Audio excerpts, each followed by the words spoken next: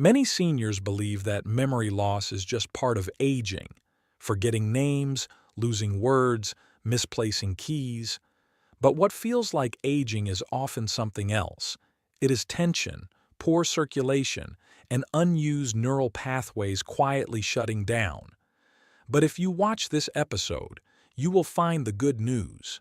Because just 1 minute a day will wake the brain back up, where science and lived experience meet to help you age with strength and clarity.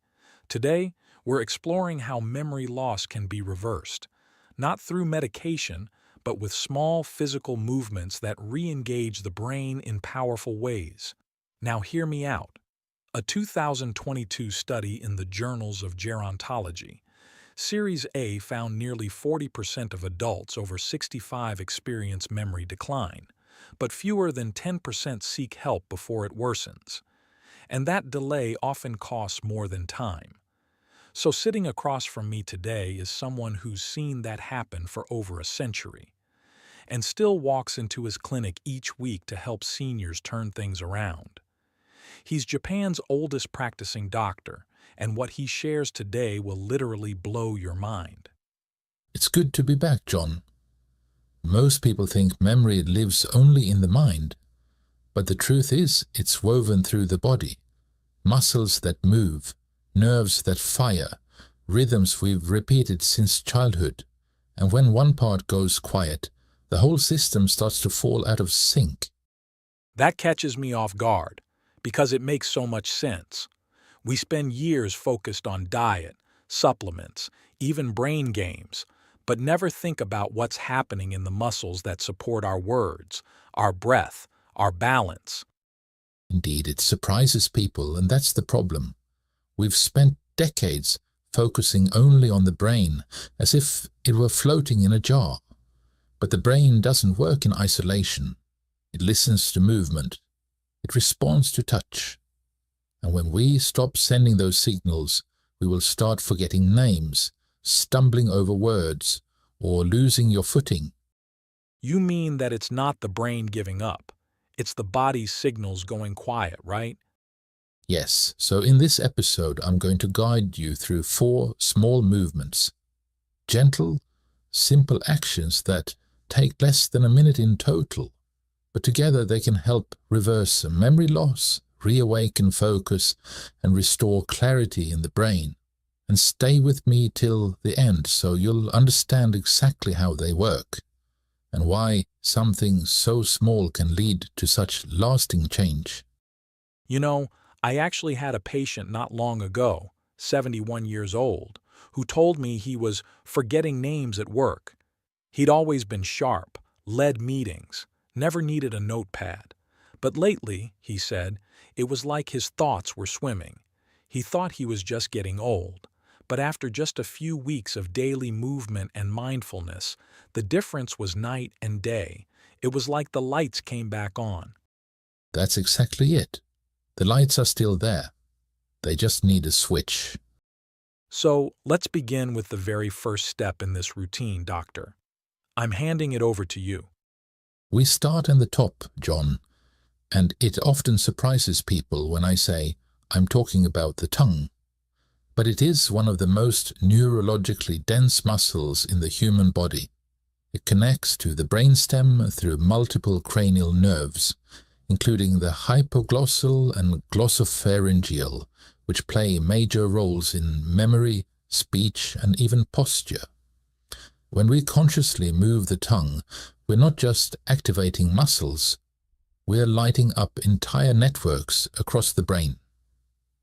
In my clinical practice, I've seen patients regain verbal fluidity and emotional confidence by doing this for just 1 minute a day. That's fascinating. So we're talking about movement that goes beyond speech. Yes, exactly.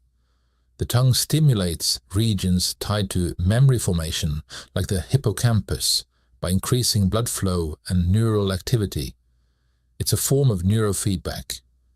The body telling the brain, I'm here, I'm awake. This kind of stimulation is especially important after 60, when sensory input to the brain naturally declines. That almost sounds like you're saying the body has to remind the brain it still exists. Is that part of what leads to that fog or disconnection many seniors describe? Precisely. When the body stops sending signals, the brain doesn't panic. It just begins to shut those systems down. That's what memory fog often is. Not damage, not decay, just silence. That gives it a whole new frame. It means we're not too late. We're just quiet. And the solution is gentle. Here's what I ask my patients to do. Sit upright with a long spine, take a breath. Then stick the tongue out as far as you comfortably can and hold for 5 seconds. Move it to the right. Hold. Left. Hold. Press the tongue to the roof of the mouth. Then slowly rotate it in wide circles inside the mouth. Just 5 times each direction. That's simple, and anyone could do it from a chair or even bed. Exactly. I've had patients in their 90s do it while waiting for tea water to boil. The key is not intensity, it's attention. When done consciously, it wakes up the entire oral motor pathway.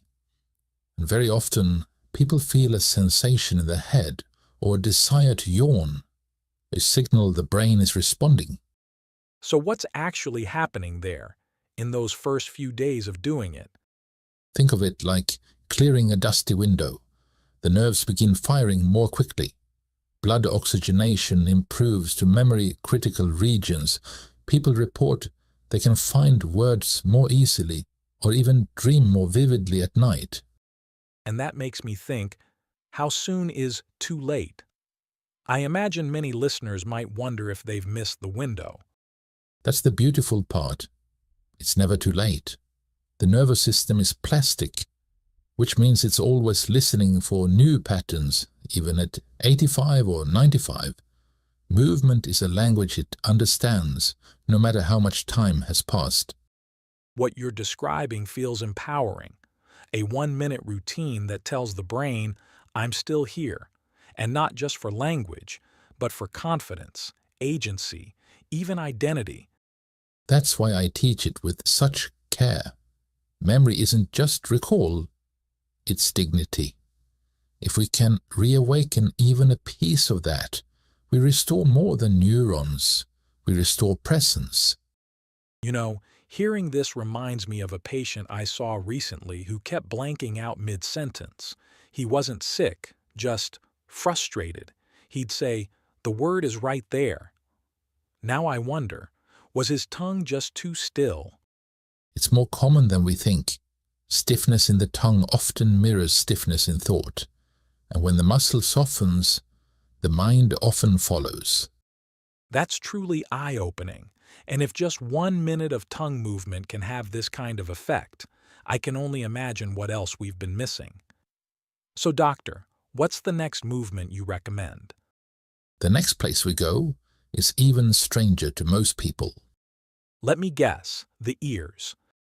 Yes, but not for hearing, but for balance, memory, and orientation. The outer ear is filled with the nerve endings that connect directly to the brainstem and the vagus nerve, which plays a key role in regulating mood, heart rate, and even digestion. When we gently massage the ears, we're not relaxing, we're stimulating one of the oldest parts of the nervous system. So you're saying ear massage can actually influence brain function? It does, especially in older adults, where balance issues and mental fog often go hand in hand. The ear's nerves speak to the same brain regions responsible for equilibrium and spatial memory.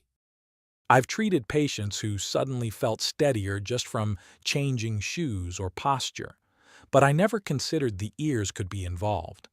How exactly does the massage work? It's simple but specific. I tell patients to sit with their back straight and to use both hands. Place the thumbs behind the ears and the index fingers in front, like gently cupping them. Then pull the ears upward and hold for 5 seconds. Not hard, just enough to feel a stretch. Next, Move them out to the sides, hold, then down, and finally small circular motions along the outer ridge for about 15 seconds. The whole thing takes 30 seconds, and repeating it makes a full minute, but it's the consistency that matters. That's surprisingly gentle, but it sounds like something that would be easy to forget unless it's part of a routine. That's exactly why I link it to moments people already experience. After washing your face in the morning, before you go to bed, when you feel overwhelmed or heavy in the head. That's important because for seniors who feel off balance, it's not just about falling, it's about fear. The moment you start to question your own footing, your world shrinks. You avoid stairs, walks, even social events. So I imagine this 1-minute practice is about more than just stimulation. It's about restoring trust in the body. Doctor, where does that trust go next? After the ears, we move downward to the toes. They may seem far removed from memory, but in neurology, they're a direct line to the cerebellum, which controls not just balance, but also working memory and coordination. When seniors lose connection with their feet, they don't just walk less. Their brain begins to quiet those circuits altogether. That's why many people feel both mentally clearer and physically steadier when they reawaken this part of the body. Wait, the cerebellum is involved in memory too. Yes, and it surprises even medical students. We used to think the cerebellum only managed physical coordination, but research from the University of Tokyo in 2023 showed it also plays a role in focus, attention span, and short-term memory processing. Stimulating the toes reignites that pathway. That makes a lot of sense. I've noticed that when patients become more mobile, their cognition often improves too. And maybe it's not just the movement itself, but the brain waking back up. Exactly. The act of consciously lifting, pressing, and spreading the toes sends signals to the brain that this part of the body is still active, still needed. I have patients sit upright, feet flat on the floor, and lift their toes while keeping their heels down. Hold that for 5 seconds. Then press the toes into the ground for 5. Massage them forward and back. And finally open and close the toes like a flower. Another 10 seconds. I can imagine that also improves circulation. It does, particularly in the small capillaries that help nourish nerve endings. And because the feet are often neglected, even small changes create big responses. That tingling, that warmth people describe, it's the body re-establishing communication. I've had patients with neuropathy tell me their brain felt foggy until they started foot stimulation. Could that be part of the same process? Absolutely. When blood flow improves to the extremities, it doesn't just help the feet, it sends better signals back to the central nervous system. That resynchronization is where clarity often begins. That's powerful, and it makes me think. If someone's been sedentary for years, just reconnecting with their feet could be the spark that begins real cognitive change. That's the goal. Even patients with arthritis can adapt these movements. What matters is the intention, not perfection. A slight lift, a conscious press, the brain hears it. It's comforting to know that the threshold is so low. You don't need strength, you just need to try. That effort alone seems to reawaken so much. And maybe that's what gets lost in traditional thinking, that we must be active or mobile to improve memory. But really, it's about presence. So now I have to ask, what's the final piece? The final piece is the neck. It may not seem connected to memory at first, but when the neck becomes stiff, as it often does with age, it restricts blood flow to the brain's most sensitive areas. The vertebral arteries run through the cervical spine, and when they're compressed, the brain receives less oxygen and fewer nutrients. That can lead to brain fog, poor focus, and even mood shifts, all of which get blamed on just getting older. So poor posture might be slowly starving the brain? Yes, and often silently. People don't realize their sluggishness or disorientation is tied to something as simple as a stiff neck. But loosening it can quite literally bring clarity back. That's a sobering thought, and empowering too. We're not broken, we're just compressed. Exactly. That's why I teach a gentle seated movement. Turn the head slowly to the right, pause, and return to center. Then to the left. Next, look up to stretch the front of the neck, and finally tuck the chin slightly toward the chest. Each motion is slow, intentional.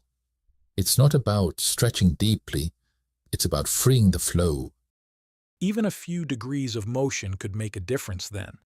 It already does, especially for people who've spent years hunched at a table or in front of a television. Small shifts often produce the biggest awakenings. Is there a best time to do this, or just whenever the tension is felt? Both.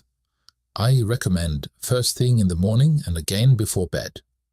But also anytime you feel mentally dull, as if the lights have dimmed, that's often a sign blood flow needs to be restored. That makes a lot of sense. It's like giving your brain a stretch break, the same way we'd stretch our legs on a long flight. Exactly. And with regular practice, people begin to feel lighter, more alert, more grounded in their own mind.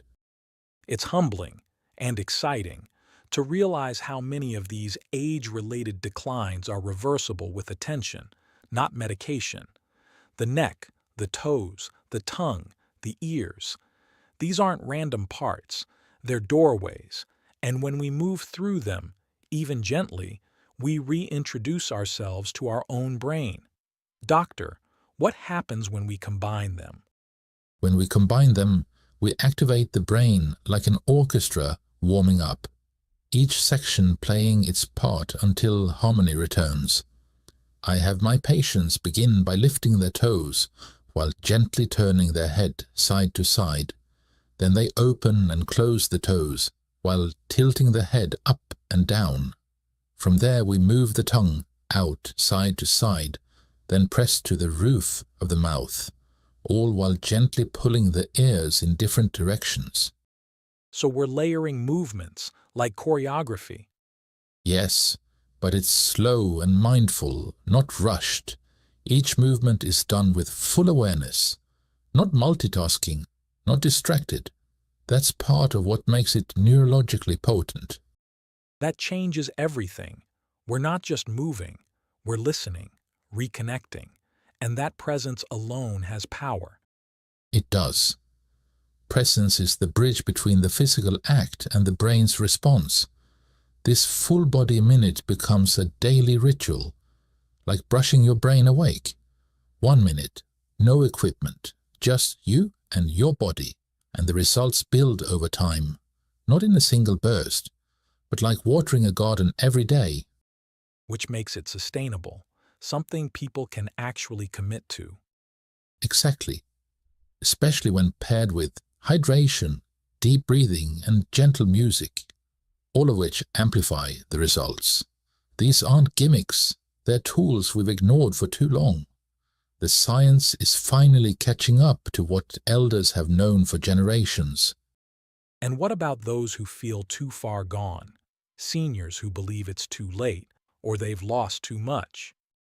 To them, I say, the brain never stops listening. You may need to whisper at first, gently, slowly, but it will hear you. Consistency, not perfection, is what creates change. That phrase, the brain never stops listening, that hits me hard. Because we all know someone who's dimmed a little, who's pulled back or given up because they think their best days are over. They're not over, they're just waiting. 1 minute a day is the invitation. You know, this entire conversation has made me rethink how we define self-care after 60.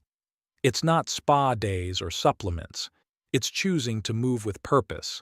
And to everyone listening, let us know whether you finished the episode.